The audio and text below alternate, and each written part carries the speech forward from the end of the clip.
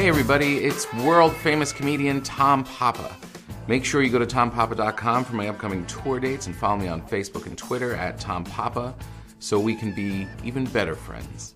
Today, I would like to share with you some of my interview with my good friend comedian Jim Gaffigan. This was recorded for Come to Papa on Sirius XM, and he came over to my apartment in New York because we're both lazy and didn't want to go to the studio. We had a swell time together, and I hope you enjoy it. Me and my good buddy, Jim Gaffigan. Come to Papa. Welcome, dear listeners, to Come to Papa. I'm here with my good friend and hilarious comedian, Jim Gaffigan. It's an honor to be here, Tom, and I'm glad you brought back the name Come to Papa. Thank you. Yeah, it was my favorite sitcom. I'm like, it was only on for 4 episodes. Jim is one of the most popular stand-up comedians working today, selling out theaters around the country. As a regular on The Late Show with David Letterman and Comedy Central specials and platinum-selling comedy albums. I want to know how many. Platinum, that means like 5,000, I think. Is it? No, I don't know what it means. It's got to be a lot. Jim quickly gained the reputation as a premier comic to audiences and comedians alike. Whenever I say alike in these intros, it feels like I'm writing someone's bio. It's interesting. What is, do you, like the bio thing, like whenever you'll see like a Google alert about a bio, yeah. You're always like, really? They use that bio? I know, that old thing. That one, they're like, he's also going to be doing 20 episodes of Pale Force. I'm like, what is that, 10 years ago? He'll be in Jonathan Katz. In this new show called Dr. Katz. Right, exactly. Well, mine are better. Jim also acted in scores of TV shows and movies and just completed a run on Broadway in that championship season. Jim, we started out around the same time here in New York, and when you walk into sold-out clubs, theaters rather, and you're on tour, and whenever you like enter through the back of those theaters and those buildings, how much of the time are you thinking about me and what I meant to your career? Well, it's a lot of thinking about you and kind of evaluating how much more hair I have than you. We are very close.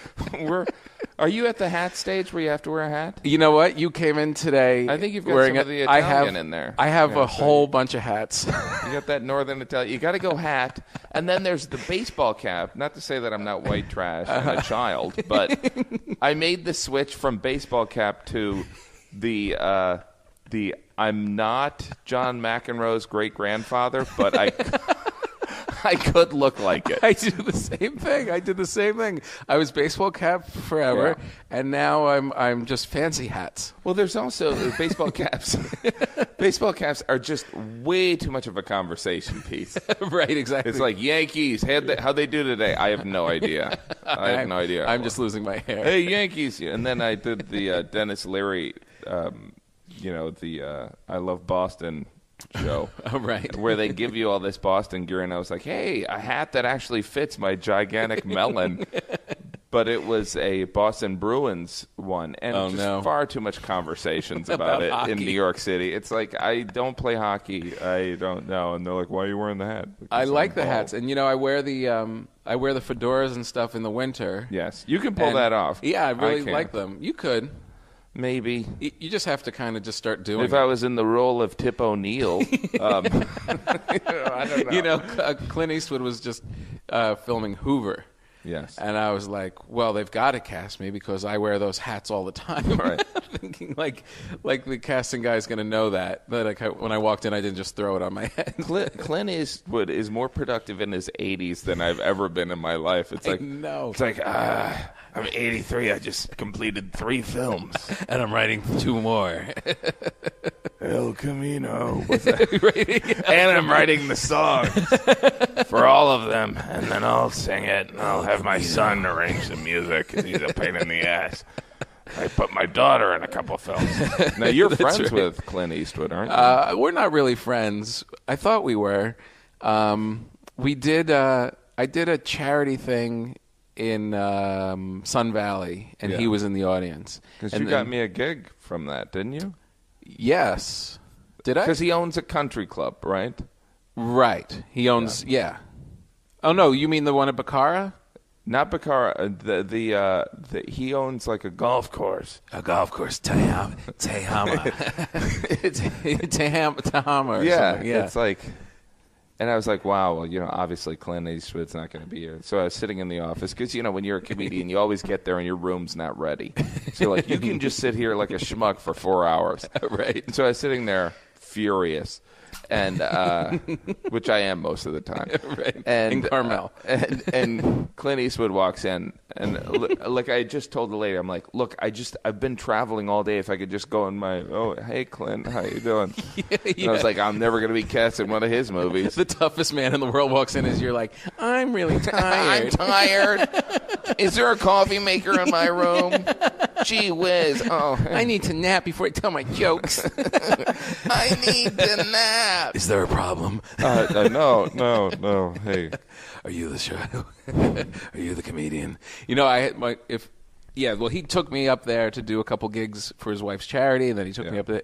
And I have a lot of great stories about him bringing me around, and we're like palling around and stuff. But one of my favorites was when I did a show at his Mission Ranch, where his hotel thing is. Yeah.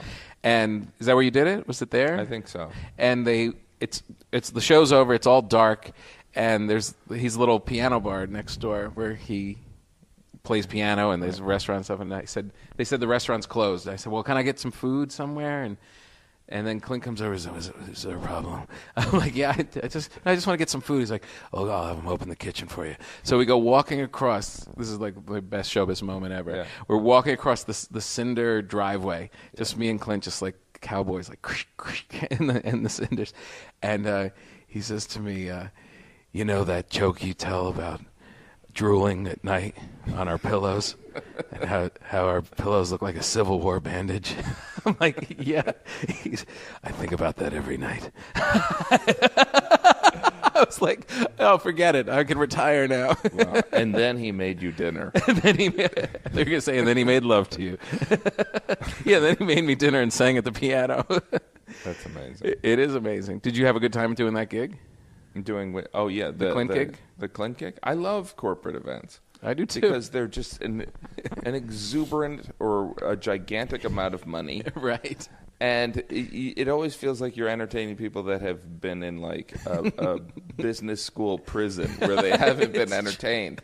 They're like, oh my gosh, you actually were funny. You're like, what kind of comedians have you been exposed to prior to this? I know. They're like, well, last year we had a guy who just threw darts at us. I'm like, what happened? Right. We had an improv group Yeah. that was doing stuff about our copy system. It's always fun when you do a corporate event where you follow someone who's incredibly filthy. They're like, we had Tracy Morgan here last year for our Bible study convention, and it didn't work out. It's like, have you ever read an article in your life? Yeah, that Kathy Griffin, she didn't like this conservative group of accountants.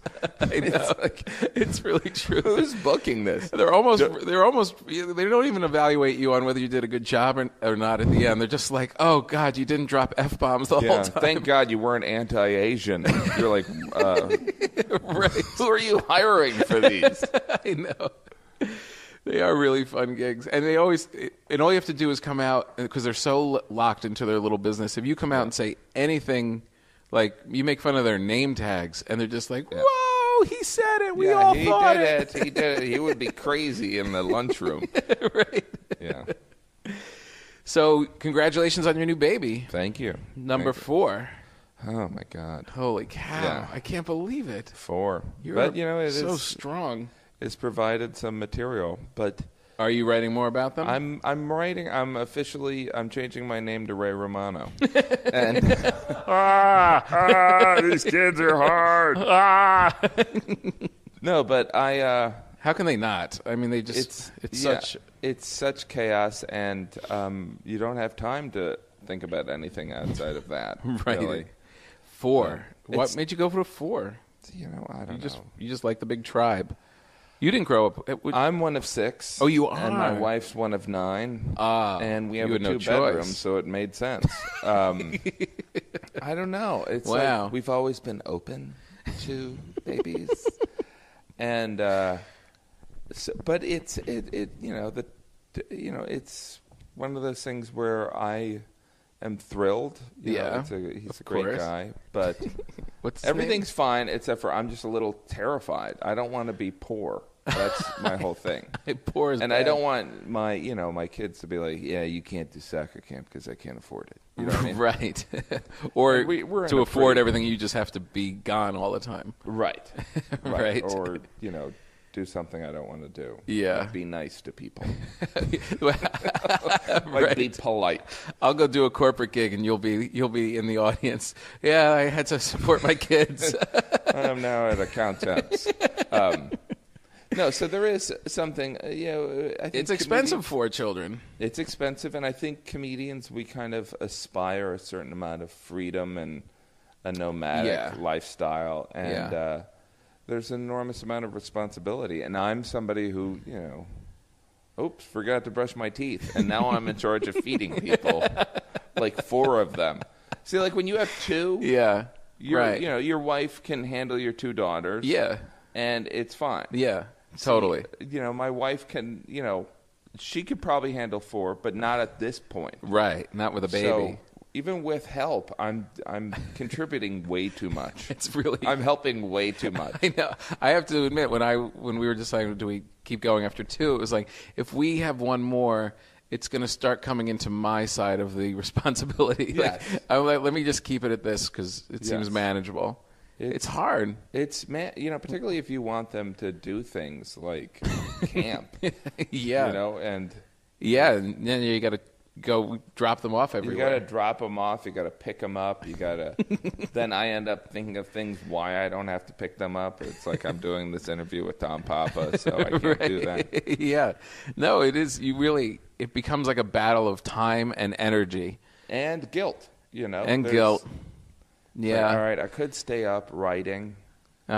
Or I could be a dad. But it's hard. Like in the morning, like a lot of times at night, if I'm like, you know what? I'm the comedian. I'm gonna stay out late and do this, or I'm gonna write late. Yeah. But it doesn't. You end up suffering because I can't. When I hear them get up at 6 or 7 and start running around, I'm up. I can't be like, nah, I'm going back to sleep. Well, I think that some of that is when a guy gets older, they can't sleep like they used to. You know that, right? No, seriously. The thing that helps men sleep consistently, they lose it when they get around 40. Oh, really? I'm not kidding. That's why really old people can't sleep. That's why they're up all the time? Yeah, it's a chemical. That's why people Really? That's why people take melatonin. That's why. Are you taking melatonin? I'm not kidding. No, not yet. I can't fall asleep lately. I can... Oh, really? Once I'm asleep, but I can't. I'm having trouble falling asleep. I'm somebody who could sleep for 12 hours, but I haven't in a long time. But even if you stay up till 3, say you're driving back from a gig or something, and you stay up till 3, even if you sleep till 10, that's not enough sleep. No, because you've been up to because you saw 3 on the clock. I'm a believer in naps. I like nap. The naps. Me That's too. one advantage of babies. It's like and little kids. You're babies like, you know what? I'm gonna take this one for a nap. Right. It's like I'm gonna take this one for a nap. That's me helping. You know what? I've changed so I can still get my naps now that the kids are a little bigger and don't nap. Yeah. I changed it to meditating. You've meditated. Well, I don't really, but I tell her I'm meditating. Yeah, I'm going to meditate. It sounds more important. It's like, well, I've got to let him. He's meditating. He's meditating. He's not lazy. He's spiritual. Right. It's too exhausting. But now your act is you write all your stuff. You're not a improv-y kind of a guy. So you do a lot of work on the writing end. How's that changed now with 4 people and 17 people in your shoe? Yeah, 17 people in one room. I don't know. It's a fluid motion. I've always been, you've got that Carlin thing up there. Like he used to record things and then he'd rewrite it. He'd record his sets and then he'd underline it with red where the punch words were and all that. And I used to do that, and lately I don't have any time to do that. Right. So there's I used to have this come up with an idea, talk. Jeannie and I write everything together, and then we would talk about it. Right. And then I would get on stage, and then sometimes I would be inspired, and I'd riff a little bit. Right. And then I would go back and rewrite, and Listen to I have your horrible sets and- grammar, and I'd talk like, and stuff like that. So I'd have to take all that crap out. Right. And then I would try it again. And Wow. is that what you do? I do. Yeah, I listen. You just go up there and talk. And I've never done the same set twice. I've never, just let it loose, man. Just live organically. Just don't make people laugh. You're right. I'm really just about shocking people. Yeah, I want to make them think. I'm going to go up there on a skateboard next time. No, I do. I record all my sets. Yeah. And then if I know I said something that I didn't write before, then I'll listen to it. Right. And rewrite and rewrite. Yeah, and sometimes I'll remember something that I said on a previous set when I'm on stage. Yeah. Isn't that the weirdest thing? And I'll be like, oh, how did I say this last time? And you're just like, I hope it comes out the same way. And then it kind of does. It is strange how you can have a comic idea, and then you get on stage, and it comes together. Yeah. That's where there is, the improving going along. Right. When all of a sudden you start finding it up there. Yeah. What I would like to be able to do, and I never seem to be able to, is go up with less. Like I'll really get like an idea and then kind of flesh it out in my head and then go up with it. But like just to have a small idea and go up and let it happen more. Yeah. Do you do any of that? Some, but there's always like I haven't been able to, I have this stuff about the new baby but then when I try to just kind of riff off a topic, if it's not flowing, right, then you're just like, hey, I hate the dog shit on the sidewalk. And people are like, yeah. And you're like, well, that's all I got. Right. So, yeah. I just remember Chappelle used to, I think he used to think of ideas and then just go up and talk about them and just get standing ovation. Right, for like 2 hours. So I know. There are those guys. That. Eddie Izzard kind of works that way. Like you'll hear he just rents out a theater and for like a month, a small space, and writes on stage. He just does it on stage every night. Never writes stuff down. One of those kind of things. Yeah. But I don't kind of resent that. I do too. It seems like it'd be less work during the day. There is something, but and Louis Anderson told me that he never wrote anything down. Really? Like those first 2 specials, he never wrote anything down. Jeez. But I think, to be fair, there are definitely people that have such a gift of that, but right. I don't know. I think that Eddie Izzard, there must have been some organization going on. There is, for sure. Right. There must have been some like, all right, I'll do this bit, then this bit. Right. But they may be doing it on stage, but they're going through the same process. Right. They're just not looking at the words in a pad. Yeah, I'm very. I try to be over organized because I don't want. Because I remember when I started, there was this guy Lee Frank. I don't know whatever happened to him. Oh yeah, I remember that guy. Yeah. But Lee Frank, I was looking at my notes and he goes, "Dude, the material is just for when you're not feeling funny." And I remember thinking, What? This is not 1981 where people laugh at anything anymore. Right. Yeah, exactly. We're not going to surprise them. But there is something, there's nothing funner than coming up with a new bit on stage. Oh, it's the greatest. It's the best. But I don't know. You kind of have to do all the other work for that to happen. Yeah. I think it was Thomas Edison who said it. No, you and your wife, you say you write all your stuff together? Yeah, well, it's really ended up like that. We've done so many things together. Wow. How long have you been together? 10 years. 10 years. And initially I was like, yeah, thanks for the idea, but no. And then she was coming to so many shows, and she is funny, and I feel as though I brainwashed her to my comedic point of view. Right. So she's somebody always there for tags and to say, you're slurring your words. Really? When I'm drunk. No. There's certain things where you'll see a comedian do a joke and then you'll see him do it again or her do it again, and you'll be like, oh, they're dropping this one phrase. Right. But yeah, there's been a lot of, we do sessions where we talk about something like really, like that bacon chunk. We were sitting there just like, more bacon jokes. What other bacon jokes are there? We got to get a bacon joke. That's amazing. That's such a cool thing. It evolves, you know. Yeah. I'm sure your writing evolves too. You're like, all right, you want to sit there and go, how did I come up with that bit? Was I sitting or standing? Right. But there's a little bit of, you just kind of rummage around through the trash of ideas.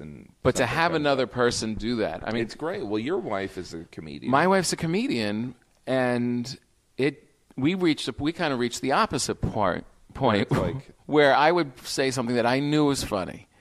I would be writing, and I would come up with a joke that I knew was funny, was going to work, and I would say it to her, and she would be like, "Nah, right, I don't see it," and wouldn't. And I mean, it wasn't her job to work on it, but I just felt it was like I literally said out loud one day, "I'm not saying anything to you anymore. I'm going to let the audience decide," and because the audience would laugh and think it was good more times than not, and she would.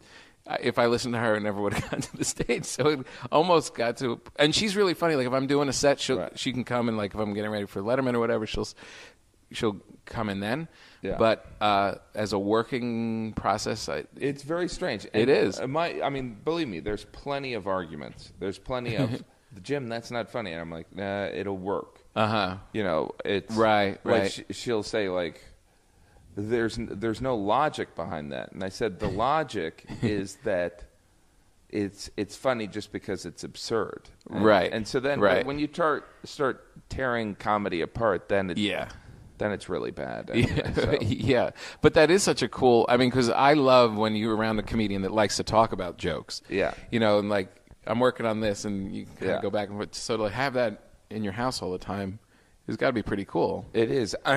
You know, it's strange, but it feeds a certain amount of insecurity in a comedian. You know, you do comedy for so long. Right. And initially, when you're at an open mic, every comedian learns that you can't turn to someone and go, "Hey, what do you think of this?" Right. You learn not to do that. Yeah. And now I'm. You know, because I've interacted and co-written so much with Jeannie, now there'll be like a nanny there from Bhutan, and I'll be like, let me tell you this joke. And she'll be like, oh, Jim, that's funny. Don't fire me.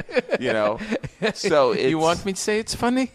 But it's pretty amazing. It is amazing. It's also, you know, you learn these rules or, you know, these structural ideas for a joke. Right. And I'll explain them to Jeannie, or I explained them to her like 7 years ago, and now she'll explain them back to me.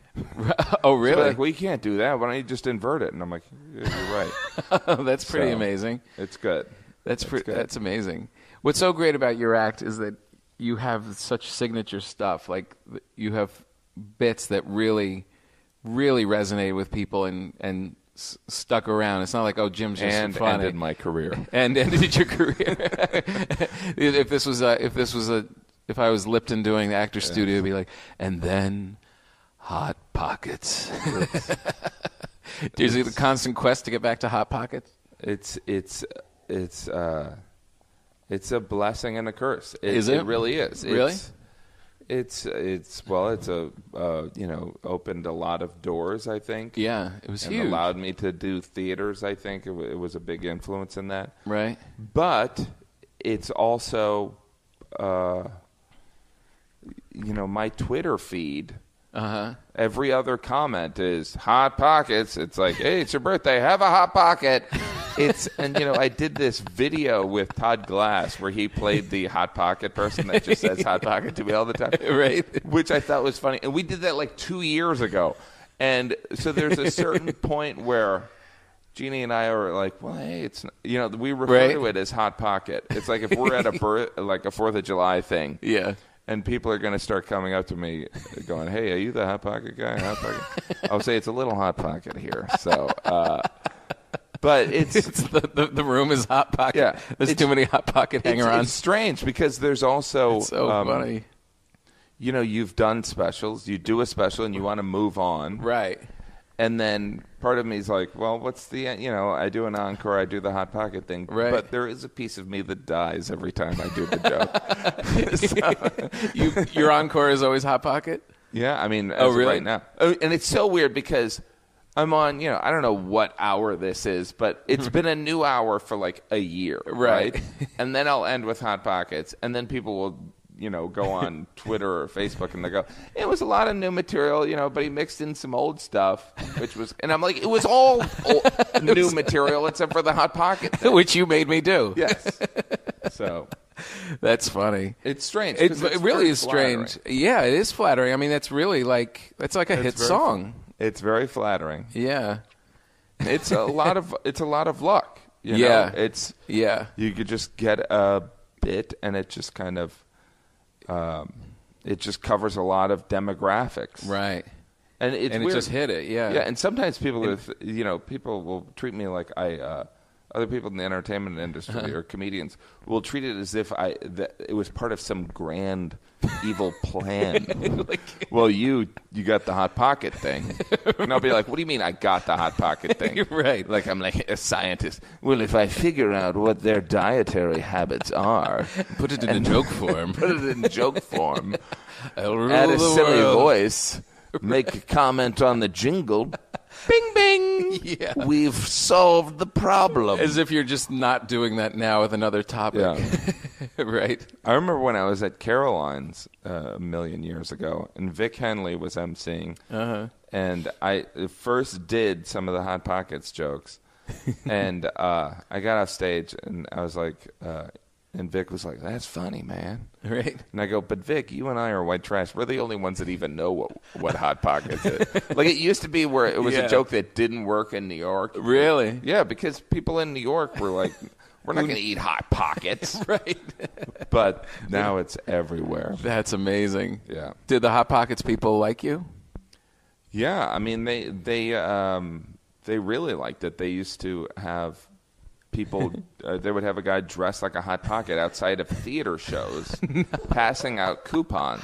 No. Swear to God. Without talking to you?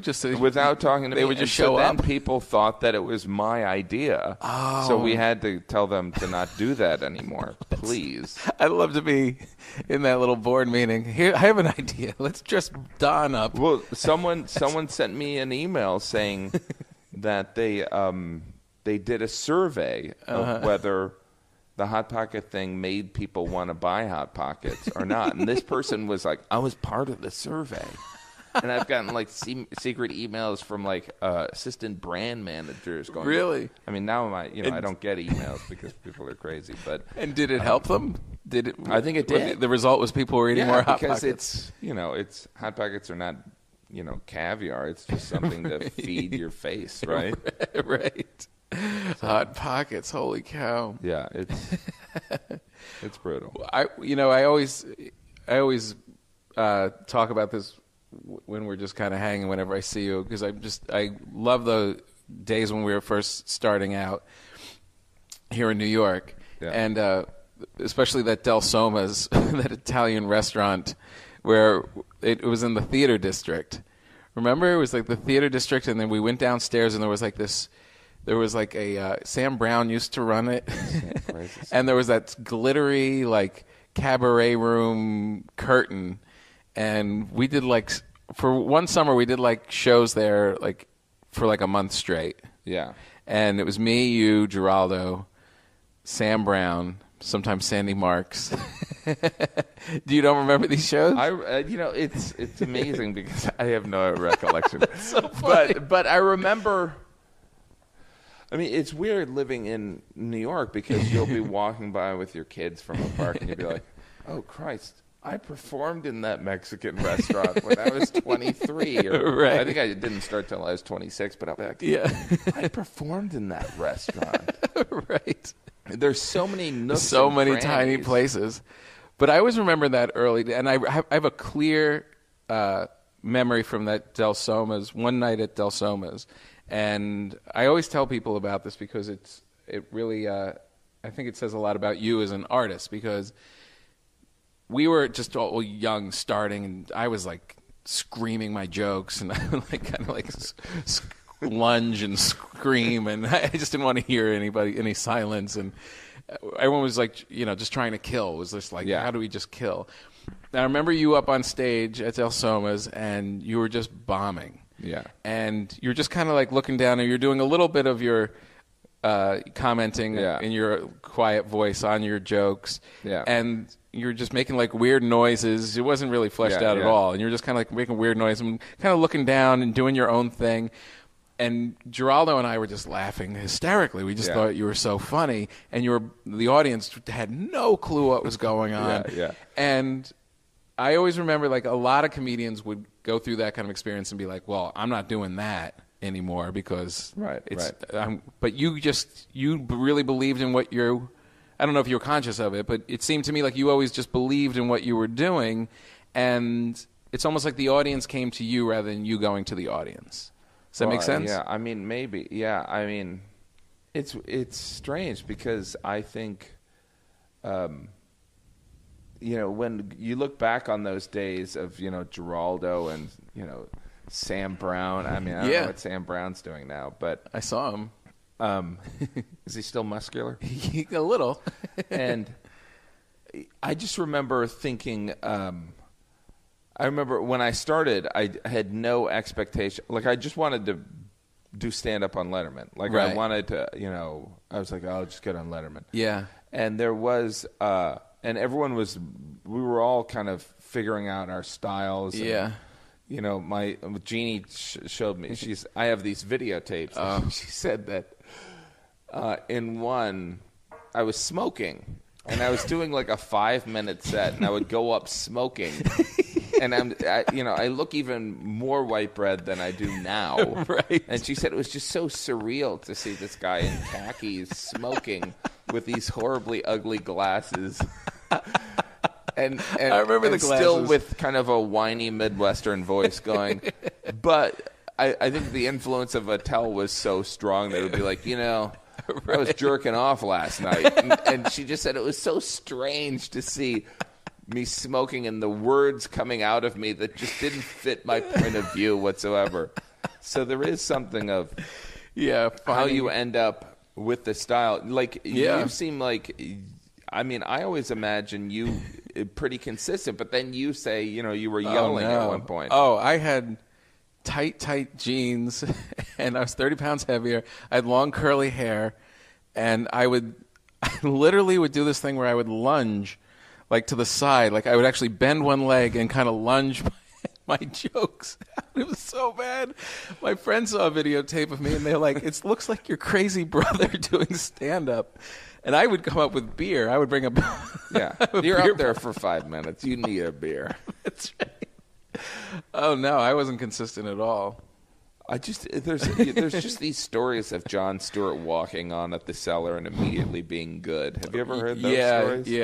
Yeah, just being and Chappelle. Yeah, just being boom. Yeah, I get that. There's probably some truth to some of those people, but I don't think it's very rare. And then there are people that when we were starting, you worked at these rooms, and there would be a guy who would do stand up for the first time, who was amazing, who was good, and then they were just horrible afterwards. I know. There was this one girl that used to do all those bringer shows that we would do at Stand Up New York, and she was kill. And I'm like, what happened? Where'd she go? She was just so funny. Well, maybe she wasn't. It was just the environment. Yeah, so maybe she had 90% of the audience. It was all her friends. But it's weird. It's weird thinking about the style of comedy, because then you want to challenge yourself, and then I'm sure you get the clean comic. Yeah, which it feels a little bit like an indictment. It does. It's the clean comic, which is code for anti-women's rights or something. It's just absurd. You're like, it's not as if I don't curse in everyday life, but it's not necessary to curse if you're talking about a hot dog. I just don't. If you're doing observational material, it's not necessary to bring up butt fucking. You know what I mean? It's just like I know exactly, and I always feel like the clean thing is when people hear clean, there's some segment of the population that thinks, "Oh, that's great. Yeah, I respect that," and there's another half that thinks, "Well, then it's not that funny." Yeah, right. Well, then it's safe and it's not going to be challenging. It's not going to be whatever, and that's kind of a curse, because totally. Because you're clean. Brian Regan's clean. Mitch Hedberg was clean. Yeah. And this has nothing to do with trying to be clean. It was just that's just people, your voice. I think people get too much credit and for the type of comedy they do. It's like, I don't know David Cross that well. Right. But I know him well enough to know that that's the type of stand-up he should be doing. Right, exactly. It's not like he's like, I'm going to challenge myself and be outspoken. Yeah. It's like David is, yeah, he is who he is, and that's the type of comedy he should be doing. That comes out of him. It's not like he's like this Bible salesman who's like, you know what, I'm actually going to try and work the envelope here. Right. But it's very Do you strange. find that is there anything at this point in your career, because this is kind of as we look at George Carlin up on the wall, there's definite levels. If you're going to be around and to be a comedian your whole life, you do what you do to get to this point, right? Which is a lot of scrambling early days and then your first success and all that kind of stuff. And is there anything like creatively that's in the back of your mind right now, like that you want to challenge yourself with, or do you feel like you just want to build on what you're doing, or in stand-up? Yeah. I think there is a desire to evolve. I think that I'm probably my sense of humor is a little bit darker than my act. Yeah. So I would like to move some of that, but I also think that if you you don't want to preach to the choir, meaning and I also don't want to. I never wanted to be an us and them guy. It's like, what's great about us? We hate those people, right? Which always gives me the willies. That's not to say that I don't indulge in it in a small private conversation. Right. It's just, and I'm not trying to say that comedy or art should be enlightening or anything like that. It's just, there's just something kind of icky about it. It's not necessary. Right. It's excluding. But again, it's not some. I mean, I would like to challenge a little bit more some of what I talk about, but it's like I never thought I'd be talking about food as much as I talk about. It's just, it's so funny. I didn't want to talk about my kids, and now I've got this new 5 minutes on my kids, which is funny, but it's also, I just remember when I was starting and I saw like people talking about their wife and kids, and I remember thinking, it's great, I can't get a date, and this guy's talking about his wife and kids. Right. It's like, but I kind of found that, I kind of just started spitting out all that stuff, wife and kids stuff, in the last several years because of how I'm living, and also I started doing the marriage ref, and so a lot of my brain was in that. And then it became almost challenging. Well, how do I make this relevant and cool to everybody that's coming? Right. Like how it's one thing for it to be resonate at like a corporate gig, but then to be at the Laugh Factory on a late show, right? With 18-year-olds. Yeah. And then you start seeing, oh, I can talk about this subject, but you just can't talk about it in a certain way. You know what I mean?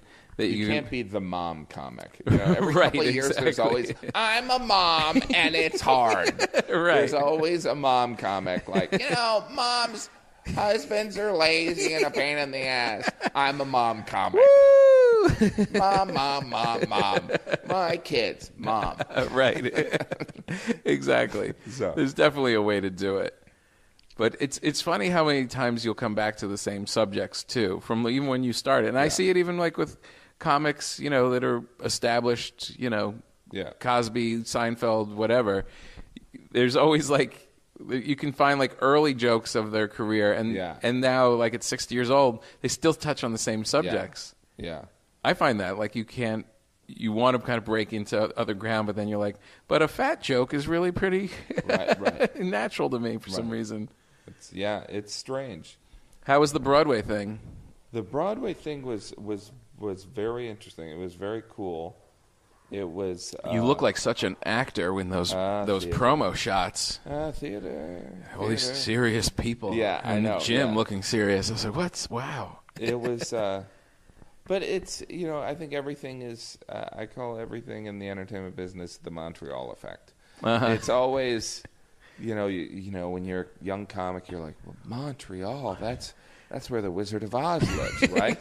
And then you get there and you're like, oh, it's very nice. It's great. It's a great gig to do. Yeah. But it's not, there's not some, we'd like to invite you in this room where you'll never have to deal with any horse shit again. Welcome to show business. Right. But you finally made it. You could take off those shoes. You're floating now. So there was, there's good and bad. Yeah, yeah. It's incredibly fulfilling to get an opportunity to act in a play like that. Yeah. Yeah, that's got to be cool to be it's like. Very strange. It's Broadway is a very strange world, and I didn't realize this. I always thought that the straight plays, meaning the non-musicals, would be.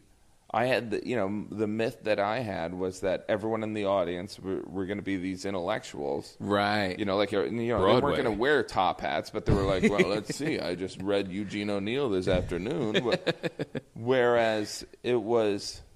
And not just the audience, because the audience is great, but I thought the audience was going to be all people with like Channel 13 bags, right? The New Yorker under their arm, right? And it's tourists, which is fine. It's a lot of tourists, right? Even for straight plays. And people are excited to see Kiefer Sutherland and Chris Noth and Jason Patrick and Brian Cox, but there was something about the Broadway world where the Broadway elite, meaning the tastemakers of Broadway, right? I was shocked that they were dismissive of the play in a way. Oh, they were? Meaning, you can like something, you can not like something, right? But usually it causes a conversation, right? Like Louis C.K.'s first show, right? People liked it, people didn't like it, but it caused a lot of conversation, right? So the play I was in, I was like, some people are going to like it, some people aren't going to like it, but at least they'll discuss it, right? But they were like, we're not even going to discuss it. Oh, really? I mean, it got good reviews. But I know what you mean. There was something about. It wasn't having an impact. The whole zeitgeist of the entertainment industry is very confusing to me. Where they'll be like, Cindy Crawford is our favorite actor, and you're like, well, but wait a minute, isn't she a model? And right. So it's very strange, and there's a little world in the Broadway. The Broadway world is a little. It's just like the stand-up community. It's a little world, and it's this play about like five, straight Catholic guys from Pennsylvania. Right. They're a little bit like, we're not interested at all. Oh, interesting. Which is interesting. And then you start to feel that probably right at the onset when the reviews first come out and you first open. And then was it frustrating, like, because you're not going to start becoming part of the conversation later in the run? Yeah, did it affect the run, or did it affect your mind when you were? No, it's that didn't affect it. It was just that's probably the thing that I shouldn't be talking about, but that I thought was very interesting. Yeah, because you're learning about how in the stand-up world, you sit there and you watch and you see and you can understand why someone's becoming big or why they're successful. Right. You go, all right, well that makes sense because of this and that. Right. But in the Broadway world, it's the same way. Not that I understand or know the Broadway world that well, but. It's interesting because I always thought that straight plays were supposed to challenge people. Right. And in a way, they're not. Mm-hmm. In a way, they're supposed to be what people are comfortable with. Interesting. I mean, in my opinion. Right. Would you do another one? Yeah, I would probably do another one. If it was, I mean, the role I had was amazing, so I don't know if I'd get another opportunity, but if it was a good role, I would. Would you? Would you do a play? I would. I would definitely do a play. Yeah, for sure. I like acting. Yeah, acting's fun. It is fun, isn't it? Yeah, I really like it. Are you doing any films now? Nothing planned. I mean, I would love to, but yeah, me neither. It's you want to do one? People are always like, stand-up must be so hard. I'm like, compared to the acting thing, it is a cakewalk. You thank God we're comedians. I couldn't imagine not having a gig in between a gig. Like you could always go do a set when you don't have an acting role. Right. Imagine if you couldn't. I think it's really hard. Really hard. I think it's really hard, and I think. Just the process of auditioning is way more humiliating than bombing. Oh, that's a very good point. It really is. Like when you don't like a an bad audience, audition. Yeah. You don't like an audience in stand-up, you might get off stage and you're like, I didn't like them. But by the time you walk out of the club, you've forgotten about it. Right. You're like, well, they don't deserve any more of my night. Right. But an audition, you can spend 5 hours, 6 hours, maybe even a couple days working on an audition. Yeah. Then you go in. And you're never met with, that was perfect, you got the job. Never. There's no immediate feedback like, great idea for a joke, Tom. Here's a laugh. It's always, yeah, thanks. Yep, that's it. And it usually just it melts away. You just don't hear. You never hear no. You just never. It went a different way. Right? Yeah. I know. Whenever I get to a point where I have to call my agent and say, hey, whatever happened to that? It's like I can't stop myself from asking, but I know just by asking, that means you didn't get it. Well, they would be coming to you. I also am so paranoid. I'm like, hey, did you guys call? Maybe if you call, right. that will. They're like, yeah, you know what? We wanted to offer it to him, but your agent never called. So it's just absurd. It's absurd. But I think as comedians, we're spoiled by having some control over creative fulfillment. Yeah, absolutely. Seinfeld always tells this funny thing when he was doing his show that when actors would come in to audition, you could tell they've been preparing for this their entire lives. And when a comedian comes in to read for the same role, you've ruined his whole afternoon. Because he knows he has a gig that night. It's like, I could get this role, but, Right. You're listening to Come to Papa, and I'm Tom Papa on Sirius XM 99, and I'm here with my good pal, Jim Gaffigan. Hi. Talk to me about basing your career out in New York. You never really, because I'm kind of going back and forth with this.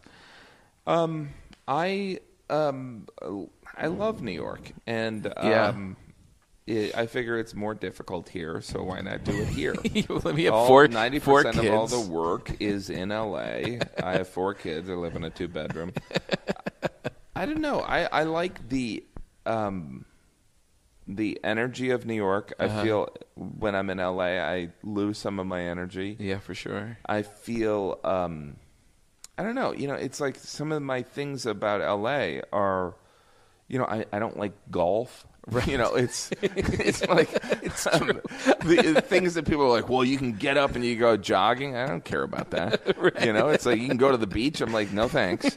So, but there's also something of a New York attitude. Yeah. That I think, and there's the subway, there's like diversity.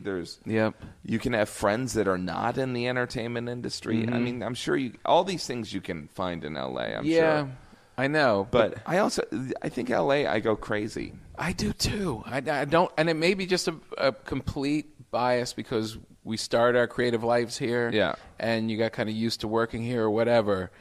But when I don't hate LA. I have my place there and, but when I'm there, I was just there for a week, and I literally get a little batty. I don't know what to do in between doing my set. Yeah. The whole rest of the time, I don't, because there's no stimulation. I'm just standing there in my room. And that's more about us than LA, really. Yeah, I think so. I think maybe, I don't know. I drink more there. Yeah. Alone in my kitchen. Study. Yeah, I do. I'm like waiting around for 5 o'clock, like I'm a retiree. Well, and I think that a lot of people, for me, understanding my psychology, I mean, I'm pretty crazy. Right. I mean, Are you? I'm very aware that I'm crazy. So you always seem so together. I'm, not really, but I'm kind of.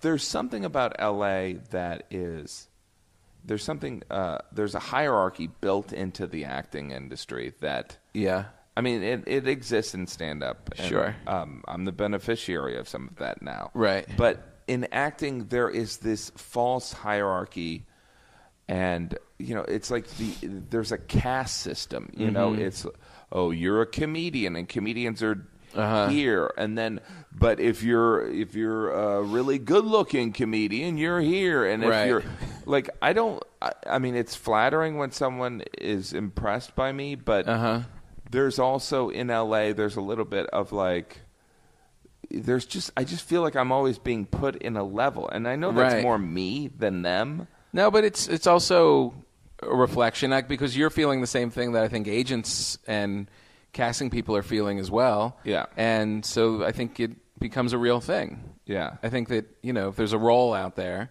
yeah, you're kind of a victim of whatever that is. And I think you can live in a certain amount of denial in New York. Whereas in LA, you know exactly where you are in the entertainment business.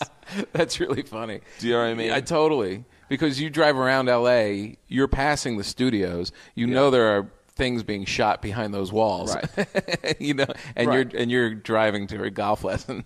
Yeah. And there's I just feel as, like also sunshine attracts certain people that are not me. Like Florida, people love sunshine. Right. People, Arizona, people love that sunshine. And I'm just someone who just is not interested in it. I mean, I like nice days, but for me, it's just this guilt trip. It's like, why aren't you outside kayaking? I don't want to go out there. I want, I want rainy days. Seattle, San Francisco, Minneapolis. It's like, I like those cities. Right. Boston, it's like, hey, one nice day you go out to the pond. Otherwise it's like. To the pond. There's something. It's good for the soul, I think. Yeah, and I'm sure that, again, that's more about me than LA. Do you think there would be more acting stuff for you if you went to LA? Oh, probably. Yeah, definitely. I think, So you think it's a conscious... 95% of all acting work is in LA, and the other 5% is in, like, Canada. Do you go to LA for stuff? Do you kind of make a commitment to go out there for having stuff or no? So many kids and trying to, it's like trying to have priorities and trying to keep career third. Right. It's really one of those things where I could go out there, but then I always feel like when I go out there for a meeting, it's like, hey, if you stick around for 2 days, then, Alex Trebek wants to meet you about a show you wouldn't want to do. And so there's a little bit of a... I mean, I'd love to have a film career. I really would. But, and, in L.A. you can get in the room with the director, but at what cost? And I almost feel, not to sound negative, we get to be comedians, and the bad part of that is that we're in the comedy ghetto. We are in that. We get to have the creative fulfillment of doing stand up, and every now and then someone like Zach Galifianakis will get out of the ghetto, and we'll cheer for him. And I get to do a Broadway play. It's like there's he broke out. It's like he got out. Run, bring some bread back. Tell us what it's like.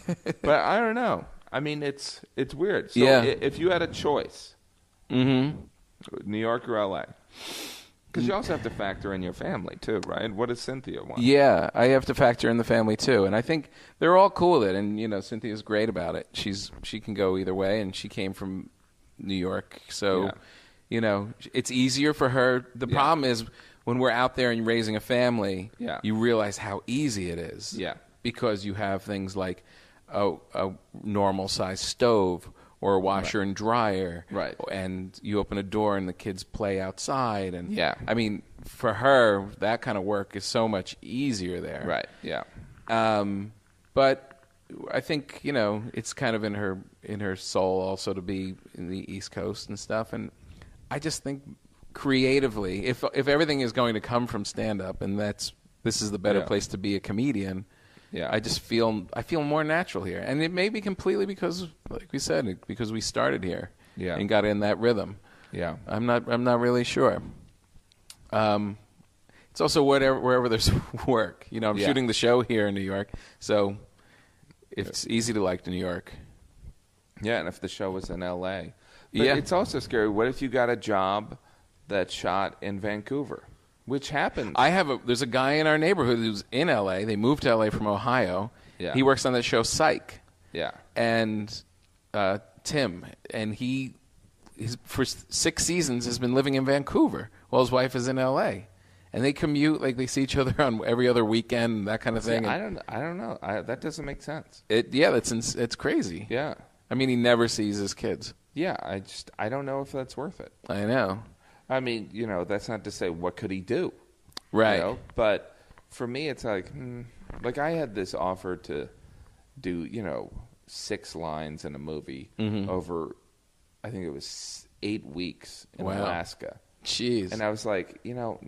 Yeah. I'm not going to, right. go up there for 8 lines. Yeah. And, people are like, this could lead to, 6 lines in Vietnam, too.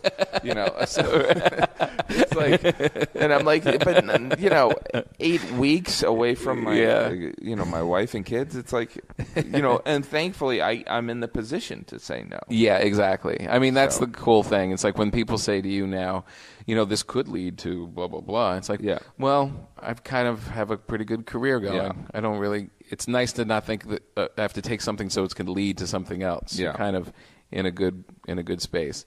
Well, this was awesome. I'm so glad we got to sit down and and talk. It's been an honor. I love. Where did you get your hat? I think I got that one at. I don't know. We went hat shopping, Jeannie and I, one day. This was J. Crew. Wow, fancy. Fancy. You know what? I got a hat at J. Crew, and I got a hat at Banana Republic, and the Banana Republic one fell apart immediately. It did. No, well, it's stretched out. It's like... You ever go to like a real hat shop, like JJ's Hat Shop on Fifth Avenue? No. In the 30s, like 31 or something? Is it It's like a real like old-time hat place. You go in there, there's all like old black guys wearing different kind of hats. Yeah. And you just and it's very intimidating. But is it cheaper or is it... No, much It's more more expensive. You get like a J. Crew hat for like Here, you can pay $140 for this. Yeah, you're like, no, it's like you can spend $200 on a hat. Well, hats for bald guys are kind of like sunglasses. You don't want to spend that much because you're going to lose it, right? Right, exactly. Or my son's going to put a lollipop on it.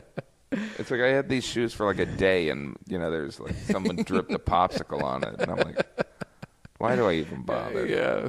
Well, congratulations. I'm glad your home life is good and messy, and I can't wait to hear your new hour on kids. Oh, well, thank you. These kids, Jingle, this is all I can think of. Thanks, Jim. Well, there it is. I hope you liked the interview. For more, subscribe to SiriusXM at SiriusXM.com and follow me on Facebook and Twitter. Send me messages. Try and pick me up. Whatever it is you do. You're a weirdo. See you next time. Yeah. that was doing stuff about our copy system. It's always fun when you do a corporate event where you follow someone who's incredibly filthy. They're like, we had Tracy Morgan here last year for our Bible study convention, and it didn't work out. It's like, have you ever read an article in your life? Yeah, that Kathy Griffin, she didn't like this conservative group of accountants. I know. It's really true. Who's booking this? They don't even evaluate you on whether you did a good job or not at the end. They're just like, oh, God, you didn't drop F-bombs the whole time. Thank God you weren't anti-Asian. You're like, right. Who are you hiring for these? I know. They are really fun gigs. And all you have to do is come out, because they're so locked into their little business. If you come out and say anything, like you make fun of their name tags, and they're just like, whoa, he said it. We all thought it. He did it. He would be crazy in the lunchroom. Right. Yeah. So congratulations on your new baby. Thank you. Number 4. Oh, my God. Holy cow. Yeah. I can't believe it. 4. But, it so is strong. It's provided some material, but... Are you writing more about them? I'm writing. I'm changing my name to Ray Romano. And These kids are hard. No, but I... How can they not? I mean, they just... It's such chaos, and you don't have time to think about anything outside of that. Right. Really. 4. What made you go for a 4? I don't know. You just like the big tribe.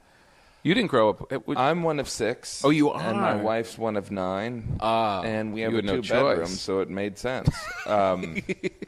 I don't know. It's Wow. like we've always been open to babies. And, but it's... Time here in New York. And when you walk into sold-out clubs, theaters rather, and you're on tour, and whenever you like enter through the back of those theaters and those buildings, how much of the time are you thinking about me and what I meant to your career? Well, it's a lot of thinking about you and kind of evaluating how much more hair I have than you. We are very close. Are you at the hat stage where you have to wear a hat? You know what? You came in today. I think you've got wearing some of the Italian in there. I have Yeah, a whole bunch of hats. You got that northern Italian. You got to go hat, and then there's the baseball cap. Not to say that I'm not white trash and a child, but I made the switch from baseball cap to the I'm not John McEnroe's great grandfather, but I could look like it. I do the same thing. I did the same thing. I was baseball cap forever, and now I'm just fancy hats. Well, there's also baseball caps. Baseball caps are just way too much of a conversation piece. Right, exactly. It's like Yankees. How'd they do today? I have no idea. I have no idea. I'm just losing my hair. Hey, Yankees. And then I did the Dennis Leary, I Love Boston show. Oh, right. Where they give you all this Boston gear, and I was like, hey, a hat that actually fits my gigantic melon. But it was a Boston Bruins one, and far too much conversations about it hockey. in New York City. It's like, I don't play hockey. I don't know. And they're like, why are you wearing the hat? I like the hats, and I wear the fedoras and stuff in the winter. Yes, you can pull that off. Yeah, I really can. like them. You could. Maybe. You just have to kind of just start doing it. If I was in the role of Tip O'Neill, I don't know. Clint Eastwood was just filming Hoover. Yes. And I was like, well, they've got to catch. Hey everybody, it's world-famous comedian Tom Papa. Make sure you go to tompapa.com for my upcoming tour dates and follow me on Facebook and Twitter at Tom Papa so we can be even better friends. Today, I would like to share with you some of my interview with my good friend comedian Jim Gaffigan. This was recorded for Come to Papa on Sirius XM, and he came over to my apartment in New York because we're both lazy and didn't want to go to the studio. We had a swell time together, and I hope you enjoy it. Me and my good buddy, Jim Gaffigan. Come to Papa.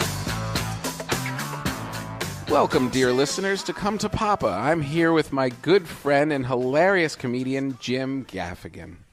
It's an honor to be here, Tom, and I'm glad you brought back the name Come to Papa. Thank you. Yeah, it was my failed sitcom. I'm like, it was only on for 4 episodes. Jim is one of the most popular stand-up comedians working today, selling out theaters around the country. As a regular on The Late Show with David Letterman and Comedy Central specials and platinum-selling comedy albums. I want to know how many. Platinum, that means like 5,000, I think. Is it? No, I don't know what it means. It's got to be a lot. Jim quickly gained the reputation as a premier comic to audiences and comedians alike. Whenever I say alike in these intros, it feels like I'm writing someone's bio. It's interesting. Do you, like the bio thing, like whenever you'll see like a Google alert about a bio, you're always like, really? They use that bio? I know, that old thing. That one, they're like, he's also going to be doing 20 episodes of Pale Force. I'm like, what is that, 10 years ago? He'll be in Jonathan Katz. In this new show called Dr. Katz. Right, exactly. Well, mine are better. Jim also acted in scores of TV shows and movies and just completed a run on Broadway in that championship season. Jim, we started out around the same time. Are you the comedian? He took me up there to do a couple gigs for his wife's charity, and then he took me up there. And I have a lot of great stories about him bringing me around, and we're like palling around and stuff. But one of my favorites was when I did a show at his Mission Ranch, where his hotel thing is. Yeah. And is that where you did it? Was it there? I think so. And it's the show's over. It's all dark, and he's a little piano bar next door where he plays piano, and there's a restaurant and stuff. And they said the restaurant's closed. I said, well, can I get some food somewhere? And then Clint comes over. Is there a problem? I'm like, yeah, I just want to get some food. He's like, oh, I'll have him open the kitchen for you. So we go walking across. This is like the best showbiz moment ever. Yeah. We're walking across the cinder driveway. Just me and Clint, just like cowboys, like in the cinders. And he says to me, You know that joke you tell about drooling at night on our pillows and how our pillows look like a Civil War bandage? I'm like, yeah. I think about that every night. I was like, oh, forget it. I can retire now. Wow. And then he made you dinner. And then they're going to say, and then he made love to you. Yeah, then he made me dinner and sang at the piano. That's amazing. It is amazing. Did you have a good time doing that gig? Doing the Clint gig? The Clint gig. I love corporate events. I do too. Because they're just an exuberant or a gigantic amount of money. Right. And it always feels like you're entertaining people that have been in like a business school prison where they haven't been entertained. They're like, oh my gosh, you actually were funny. You're like, what kind of comedians have you been exposed to prior to this? I know. They're like, well, last year we had a guy who just threw darts at us. I'm like, what happened? Right. We had an improv group. Asked me because I wear those hats all the time. Right. Thinking like the casting guy's going to know that when I walked in, I didn't just throw it on my head. Clint Eastwood is more productive in his 80s than I've ever been in my life. It's like, no. It's like, I'm 83. I just completed 3 films. And I'm writing 2 more. El Camino. And I'm writing the songs for all of them. And then I'll sing it. And I'll have my son arrange the music because he's a pain in the ass. I put my daughter in a couple films. Now, you're friends right. with Clint Eastwood, aren't you? We're not really friends. I thought we were. We did. I did a charity thing in Sun Valley, and he was in the audience. Because you got me a gig from that, didn't you? Yes. Did I? Because he owns a country club, right? Right. He owns. Yeah. Oh no, you mean the one at Bacara? Not Bacara. He owns like a golf course. A golf course, Tehama. Tehama. Or Yeah, something. Yeah. it's like, and I was like, wow, well, obviously Clint Eastwood's not going to be here. So I was sitting in the office because, when you're a comedian, you always get there and your room's not ready. So like, you can just sit here like a schmuck for 4 hours. Right. And so I was sitting there furious. And which I am most of the time. Right. And in Carmel. And Clint Eastwood walks in, and like I just told the lady, I'm like, look, I've been traveling all day. If I could just go in my hey Clint, how you doing? Yeah. And I was like, I'm never gonna be cast in one of his movies. The toughest man in the world walks in as you're like, I'm really tired. I'm tired. Is there a coffee maker in my room? Gee whiz! Oh, I need to nap before I tell my jokes. I need to nap. Is there a problem? No. Hey, Are you the show?